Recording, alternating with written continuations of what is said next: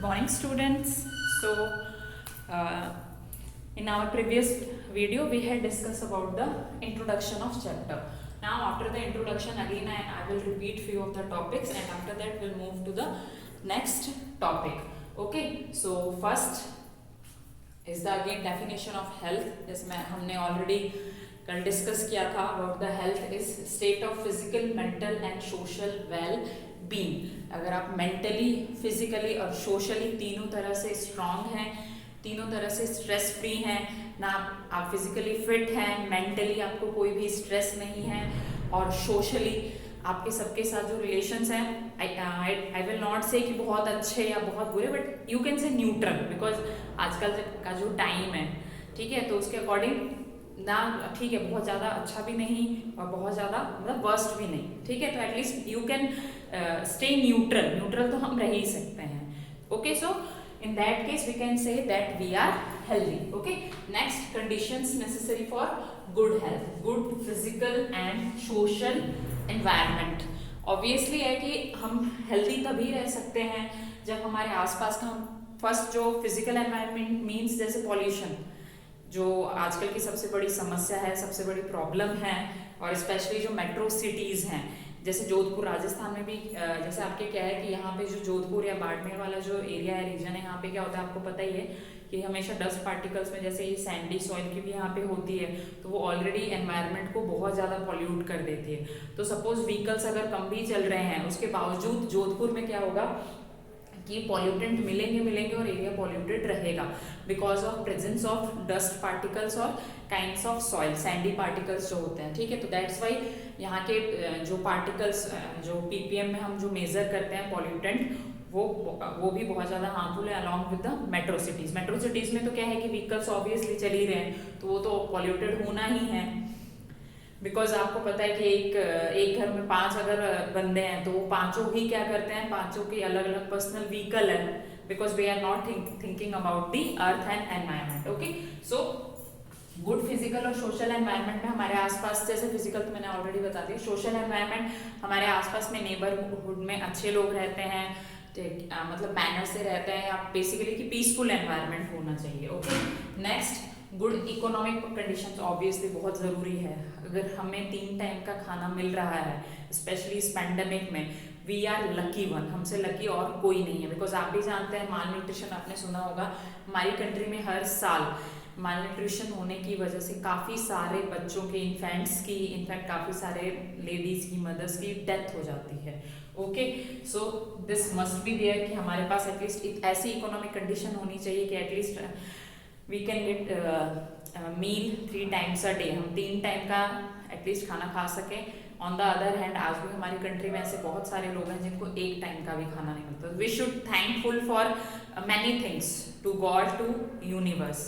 Okay, next social equally harmony. Okay, social equality जो है वो सोसाइटी में होनी चाहिए, जो कि नहीं है। आज़ादी के आज इतने सालों बाद भी हमारी सोसाइटी में इक्वालिटी नहीं है। मतलब मेरे घर के पास ही एक मंदिर है जहाँ पे एक्चुअली बोलना तो नहीं चाहिए, बट थिंग इज दैट कि few of the community which is not allowed inside the temple, and when I just saw that thing I was literally shocked. मैं खुद इतनी ज़्यादा शॉक्ड हो गई कि आज की डेट में भी इस तरह के लोग यहाँ पे सर्वाइव कर रहे हैं, इस अर्थ पे रह रहे हैं, and I am not getting that कि कैसे वो लोग किसी के साथ इस तरह से इल बिहेवियर कर लेते हैं। Because I told you during the gravitation chapter also कि जैसा हम करते हैं definitely that will be back to us. अगर हम बुरा करेंगे तो बुरा वापस लौट कर आएगा, और अच्छा करेंगे तो अच्छा आएगा। ओके, सो हमारे आसपास सोशल इक्वालिटी होनी चाहिए, हार्मोनी होनी चाहिए, हम एक दूसरे के साथ मिलजुल के रहें, तभी ऑब्वियसली है कि हम हेल्दी रह सकते हैं, otherwise it is quite impossible. The very good example Pakistan, Syria, आप सब न्यूज़पेपर में पढ़ते रहते हैं, आपको कंडीशंस पता है इन सारी जगह की। Okay, next types of diseases, here you can see first one is the acute, chronic, infectious और नॉन इन्फेक्शियस। ये हमने कल भी, इफ यू रिमेम्बर, मैंने कल इनके नाम आपको बताए थे, तो अगर आपको ध्यान है याद कैसे कर सकते हो, पहले तो मैं बता देती हूँ। एक्यूट एंगल आपको पता होगा, मैथ्स में आपने एक्यूट एंगल पढ़ा होगा, ठीक है। तो एक्यूट एंगल यानी जो 90 डिग्री से कम का एंगल होता है, तो मतलब छोटा, तो यहाँ भी एक्यूट छोटा, क्रॉनिक इसका ऑपोजिट बड़ा, लंबा। इन्फेक्शियस आपको पता है कि इन्फेक्शन से है ना, नॉन इन्फेक्शियस जिसमें इन्फेक्शन नहीं होता है। तो acute basically type of disease which last for few days, okay, जैसे 1 दिन 2 दिन या ज्यादा से ज्यादा 1 वीक बस, ठीक है। तो आप यहाँ पे देख सकते हैं कोल्ड, कफ, फीवर, ठीक है। तो ये 2 दिन से लेकर 1 हफ्ते, depends on immunity also, ability to fight with the diseases. किसी का जल्दी ठीक हो जाता है, किसी का 1 हफ्ते, मतलब मिनिमम 1 हफ्ता होगा, okay. Next is the chronic, chronic which last for, अब डिजीज के नाम से ही आपको पता चल रहा होगा। कैंसर तो आप सबने सुना होगा डेफिनेटली, आर्थराइटिस भी आपको पता होगा। वैसे आइटिस का मतलब होता है इन्फ्लेमेशन, आर्थराइटिस जॉइंट इन्फ्लेमेशन, जो जॉइंट के अंदर इन्फ्लेमेशन हो जाता है, ठीक है। और इसका ऐसे कोई परमानेंट ट्रीटमेंट नहीं है, okay. So chronic which last for, might be for months, for years, like that, okay. So जो लॉन्ग टर्म डिजीज होती है, जो काफी लंबे टाइम तक होती है, उनको हम क्रॉनिक डिजीज बोलते हैं। और काफी केसेस में उनका ट्रीटमेंट भी नहीं होता है। जैसे आर्थराइटिस अगर एक बार किसी को हो जाता है, आर्थराइटिस जो जॉइंट में इन्फ्लेमेशन होता है, और ये बेसिकली लेडीज में ज्यादा होता है कैल्शियम की डेफिशिएंसी की वजह से, क्योंकि हमें एक दिन में एटलीस्ट 2 ग्लास दूध तो पीना ही चाहिए, एंड जो कि हम नहीं करते हैं, और स्पेशली गर्ल्स को दूध इतना पसंद भी नहीं होता है, okay. But it is not necessary कि आप दूध को दूध के फॉर्म में लें। आप डेयरी प्रोडक्ट, आप दही भी खा सकते हैं, आप पनीर ले सकते हैं अगर आपका पनीर फेवरेट है। और आजकल तो आपके लिए पनीर, पिज्जा और बहुत सारी चीजें हैं। And yesterday I told you कि आप प्लीज ट्राई कीजिए कि आप घर पे बना के ये चीजें खाएं। तो अगर आपको दूध पसंद नहीं है तो आप किसी और फॉर्म में लीजिए डेयरी प्रोडक्ट्स। अदरवाइज जब फीमेल के अंदर मेनोपॉज होता है, मेंस्ट्रुएशन साइकिल पीरियड जब ओवर हो जाता है, उसके बाद ही बहुत ज्यादा प्रॉब्लम आती है, क्योंकि हार्मोन्स वगैरह उस टाइम कम सीक्रेट होने लगते हैं बॉडी के अंदर। विल डिस्कस अबाउट लेटर, इसके बारे में भी मैं एक वीडियो जरूर बनाऊंगी। तो जिसकी वजह से जॉइंट्स में पेन, मतलब काफ़ी ज़्यादा जॉइंट्स में पेन होगा तो ऑब्वियसली एक ही ढंग से चला नहीं जाता है, स्पेशली जब स्टेयर्स पे हम लोग चलते हैं। और आजकल तो बहुत कम एज के लोगों में ये देखने को मिल रहा है, बिकॉज हमारी जो लाइफ स्टाइल है वो बहुत चेंज हो गई है।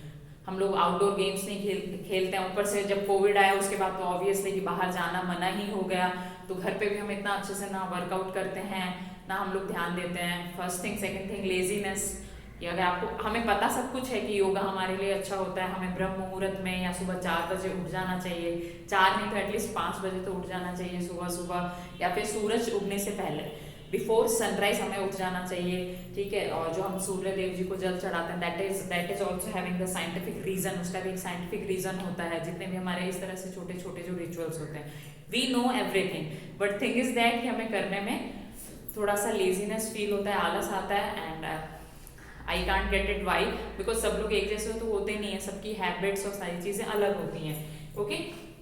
सो now come to topic again, chronic, ठीक है, जो लंबे टाइम तक रहता है। नाउ इन्फेक्शियस, जो कम्युनिकेबल डिजीज होती हैं, कम्युनिकेबल जो एक कम्युनिटी से दूसरी कम्युनिटी में इजीली स्प्रेड हो जाते हैं। कोविड-19 सबसे बेस्ट एग्जांपल है। इसके अलावा कोविड-19 के अलावा बहुत जैसे कोल्ड, कफ, जो बैक्टीरियल, बेसिकली ऐसे डिजीज जो माइक्रोब से स्प्रेड होती है, सॉरी माइक्रोब से होती है, चाहे वो वायरस हो, बैक्टीरिया हो, प्रोटोजोआ हो, ठीक है। तो उसके थ्रू, जैसे स्किन इन्फेक्शंस भी होते हैं कि आप जैसे किसी को हो रखा है, आपको चिकन पॉक्स, स्मॉल पॉक्स बहुत अच्छे से पता होगा।